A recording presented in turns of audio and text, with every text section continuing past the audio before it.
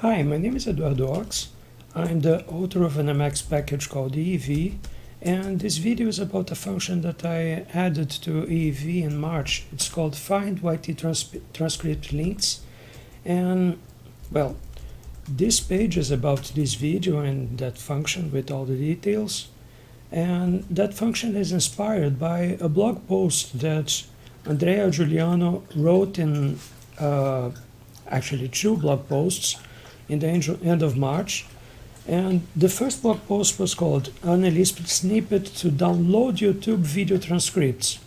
And the second one was about rewriting his function of the first blog post in a slightly different style. And when I read those blog posts, I immediately thought that, wow, I need something like that in EV, but I would like to rewrite it in the style that I prefer to put the things in EV in. And that's the reason for the dog with the square haircut here. I'm going to call him the square dog. When people say dog, no one expects a square dog. So this is not the dog that people would expect by default.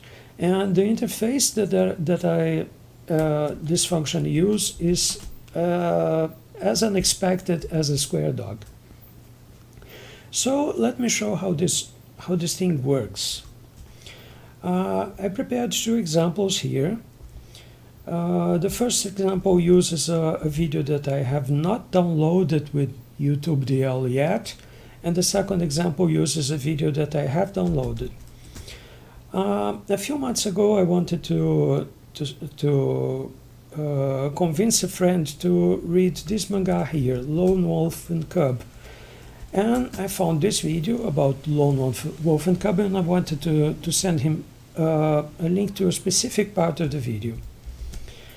So I watched first the whole video, and then I wanted to find a specific part, and I only remembered a few keywords of it. So what did I do? First of all, no, 1 second. This thing here, this sequence of 11 characters, is what I call the hash of the video. And YouTube videos are identified by their hashes. When I run find YouTube DL links, this is my standard function for downloading videos from YouTube and for doing things related to downloaded videos. And when I run that function, it detects the hash around point, and it does some things with that hash. In this case, the hash is going to be this one, AZW blah blah blah, and find YouTube DL links is going to generate a temporary buffer in which several parts of it were replaced by that hash. So this thing here is the hash, and these other stubs have not been replaced yet. And one thing that I'm going to do is that I'm going to replace the stem by Lone Wolf. Let me duplicate this line, and in this copy I'm going to replace the stem by Lone Wolf. If I execute this exp here, it will regenerate this buffer with these values for some variables of the template, and the stem that appears here, here, here, and in lots of other places is going to be replaced by Lone Wolf. Let me do that now. Here, the buffer was slightly changed. Here we see Lone Wolf in several places. And let me delete the parts that I'm not going to use. I'm not interested in this part here. By the way, this exp here goes to a tutorial that explains how to use YouTube DL. Sorry, how to use YouTube DL from EEV. If we follow this, we go to this tutorial here, to this section that starts by explaining what is the hash of a video and so on. But let me go back. I also do not want this section here. I said that I do not want to download this video, so I also do not want these things here. Remember that this is a temporary buffer, so I can do any mess that I want with it. This section is about playing the local copy. I do not have a local copy. I'm interested in these parts here. If I execute this, then MX is going to call Google Chrome with a certain URL to play the video starting from a certain position. For example, if I replace this by 234, if I execute this, it will play the video with this hash starting from this position. And if I execute this section here, it will define a function with this code in its name. So it's lone wolf. The code is here.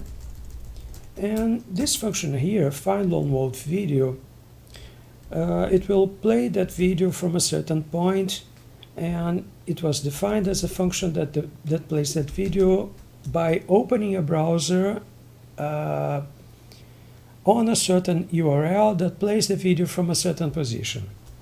So for example, if I put 234 here, it will play the video starting from 234, but I do not want to play the video now.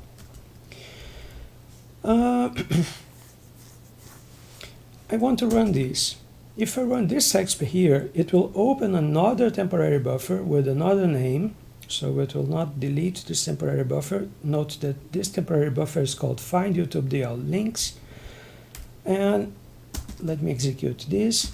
It opens another temporary buffer called find-yttranscript-links. And sorry, let me run this with a smaller font. Remember that when I use pitch, the main key is F8, and F8 acts in one way on lines that start with the red line, like these 4 lines here, and in another way on lines that do not start with red stars. And I usually use lines with red stars to set up a target buffer, but I can also use them to do other kinds of setups. These 3 lines here will prepare a target buffer that is running Python, but in this case I will usually execute these 4 lines here starting from this one, and the action of this first one, remember that when we execute lines that start with red stars with F8, the rest of the line after the red star is executed as Lisp. So if I start by typing an F8 here, the action of this first line is to put this buffer here that is in fundamental mode in Python mode. So now the colors are more expressive. And now I'm going to run these 3 lines again. They will kill this target buffer and will regenerate it again. And now I'm going to use F8 again to send these lines to the target buffer. Remember that when I type F8 on a line that does not start with the red star, the F8 sends the line to the target buffer. Usually the target buffer is running an interactive program, and the program thinks that the user had typed the contents of that line. So I'm going to send these commands here to this Python interpreter here, starting by this one. This one here that calls this function with a very long name here takes a few seconds to run. So I'm going to type F8 here and wait until it is done. It was quick. And now I'm going to run these things here. And this print here. And this print here prints the transcript of the video in a certain format. Sometimes I want other formats, so it's easy to switch to another format. In this case, when I run these 3 lines here, I defined 2 variables, treats 0 and treats 1. for a transcript. And the second definition for treats1 over has, oh god, how do I say that in English? Has overridden the previous one. So I executed this and then this, and the current definition of treats1 is the one that corresponds to this expression here. That gives me this format. If I execute this line here, I'm going to get another format, another definition for treats1 and another format. Let me do that now, and let me print the current value of treats1. It is in this much shorter format. I do not want to explain how to use this shorter format now. The other format is easier to understand. So let me use the previous format again. And now I have a sequence of sexps. And each one of these sexps is a link that, when I execute it, it is going to act as a hyperlink that does something. And this something is to invoke Google Chrome to play this video here, starting from a certain position. And when I wanted to send a part of this video to my friend, I wanted to show him the part that mentioned Akira Kurosawa. So let me search for Kurosawa here. Found it. Let me see. I want to start a few seconds before that. Let me see where. Here. But Lone Wolf and Cub is above all cinematic, blah, blah, blah, blah, blah. It uses the vocabulary of movies, blah, blah. I want to start from this position, so let me check if this is what I'm looking for. Let me execute this. It will open another tab in the browser. It takes a few seconds. No, sorry, many seconds. And it plays an ad.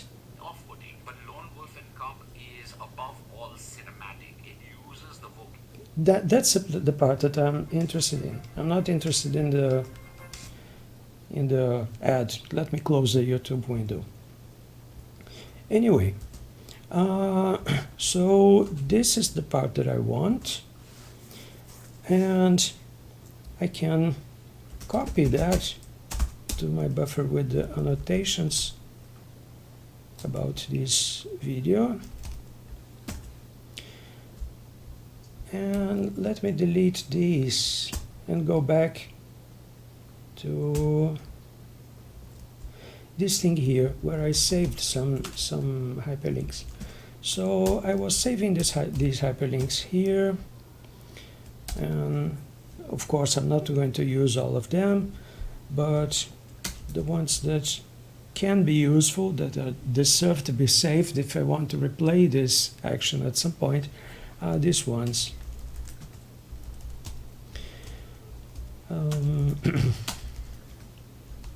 So these ones create a kind of setup in which this function is defined, and now that this function is defined, I can use this exp here to play the video from a certain position. But let me go back. I said a long time ago that I was going to show two examples. In the first one, I was going to use a video that I do not have a local copy of.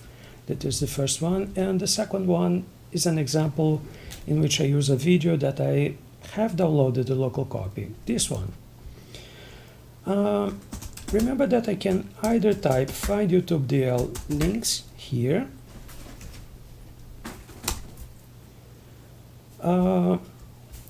but I can also type find-yttranscript-links here. It also detects the hash around point.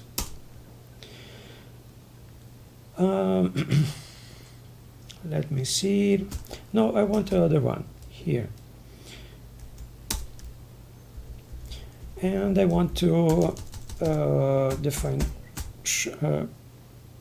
short names for the hyperlinks to this video. I'm going to use this stem here, Haskell to core. Let me use a smaller font. This title here was derived from, Emacs looked at my directory with local copies of videos that I have downloaded using find-yttranscript-links, and it found that I have a video with this hash here, with this title here, and with this extension. So this is the title, this is the hash, this is the extension, and so on. And I have just adjusted this by hand, and I'm going to run this exp here to regenerate this buffer. So these stems here are going to be replaced by a Haskell to core. Again, I'm going to delete the things that I do not want to use. I have already downloaded the video, so I do not need this.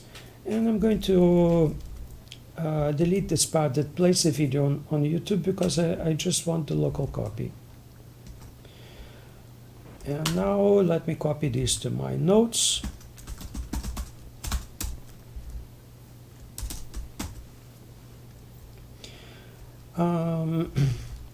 I want to execute this copy, this sexp here, and this sexp here is going to define the function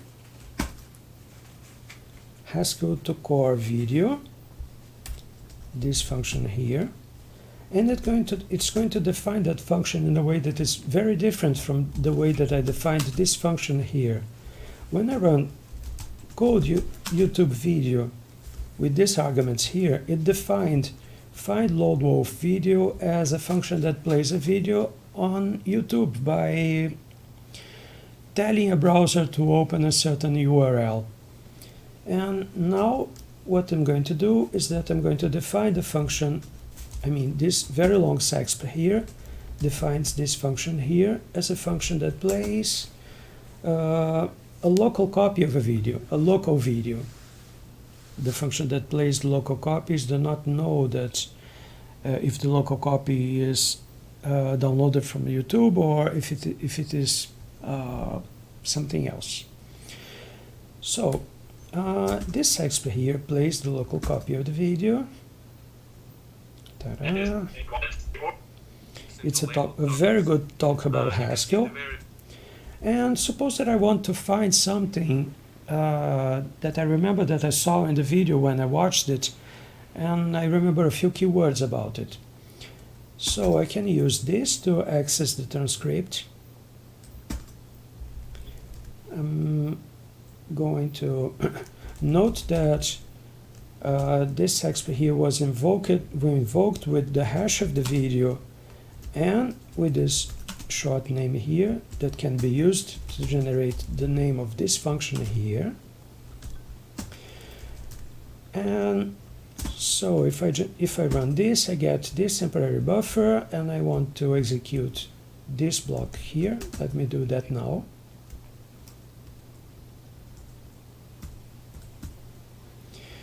This line here takes several seconds to run, so I'm going to press F8 once and then wait for the next prompt here.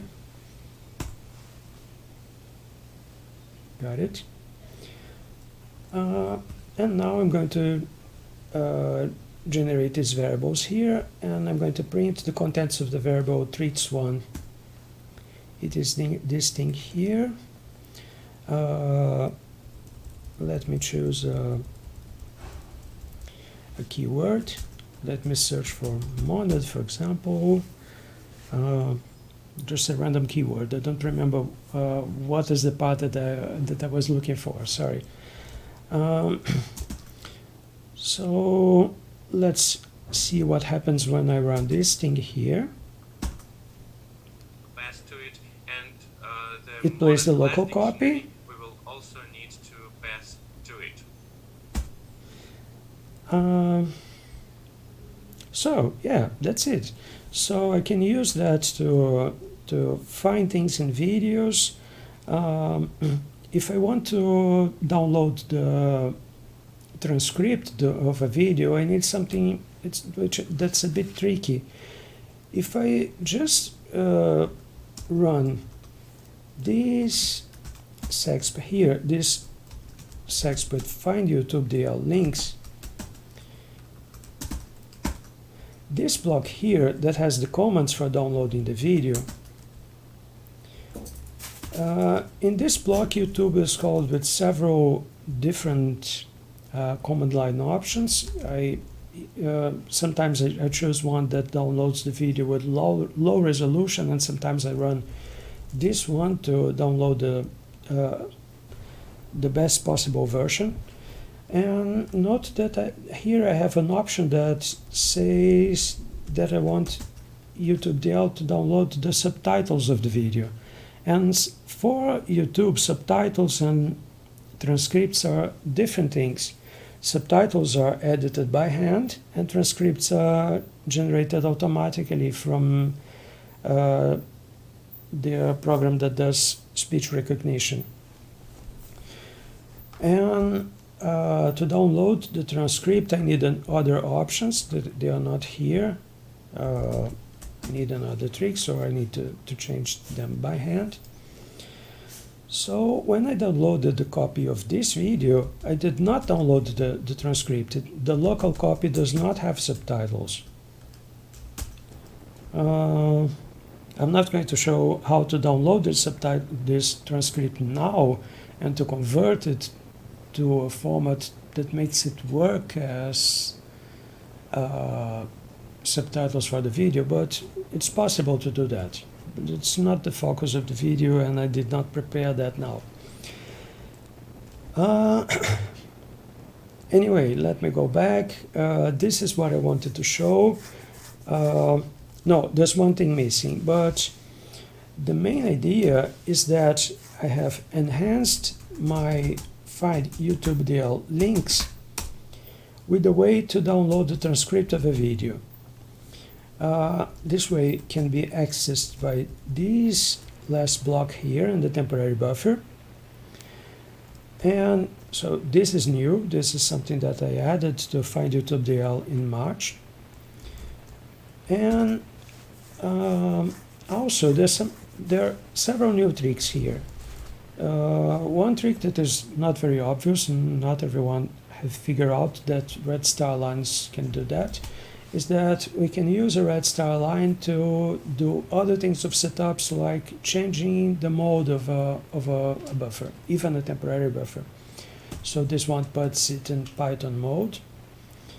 The rest is more familiar. And note that this first line here says to Python to import a library, a package that downloads transcripts from YouTube. Either transcripts or subtitles. It works for both cases. When people are running this for the first time, they probably do not have that library. So what can they do? This exp here calls pip3, that is the package manager for Python 3, with this argument here, that is the name of a package. And this thing here opens a temporary buffer that lets me install that package. In this case, I already have that package installed, so I do not need to run these things. And let me show something that I have added to this let's say this module of AV just a few days ago. I have added these two functions here. This one here can be used to show information about a package that is already installed. Let me copy these two lines to my notes. 1 second. My notes are here. So this sexp here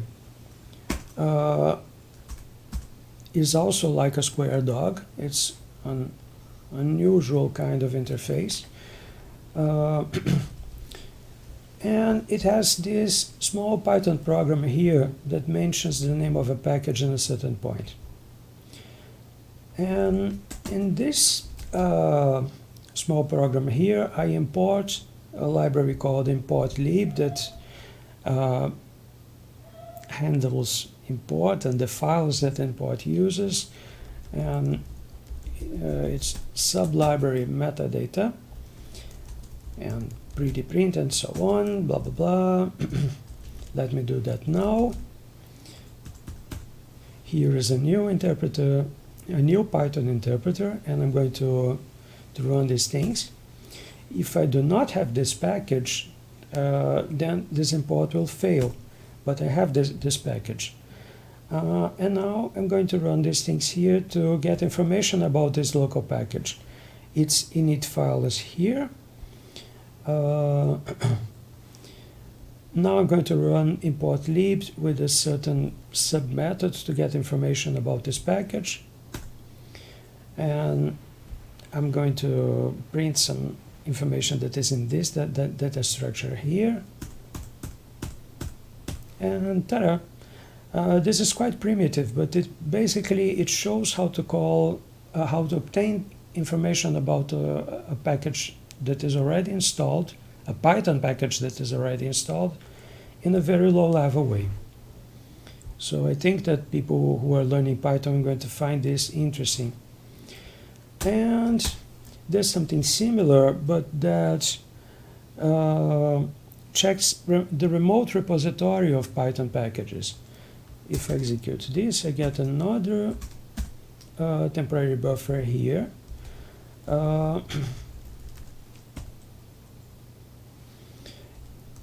And here I have some information about the functions that I'm going to use now. Basically, I'm going to call this side, to ask this side here about information about this package. And, well, no, sorry, I'm not going to give the details now. Let me just show what this does. Let me run this again. This takes a second because it has to talk to the internet. And now I'm going to explore this data structure a bit. For example, this subfield of a subfield here has information about the home page of the upstream version of this package. I can visit this URL here. I have just asked Emacs to open a new tab in the browser with this URL here. So this is all the information about this package, and I think that not all these files are downloaded when I install this package. Some of these files may be documentation, examples, I don't know. I do not know this very well yet. Yeah, so that's it. Let me finish the video now. So, yeah, bye.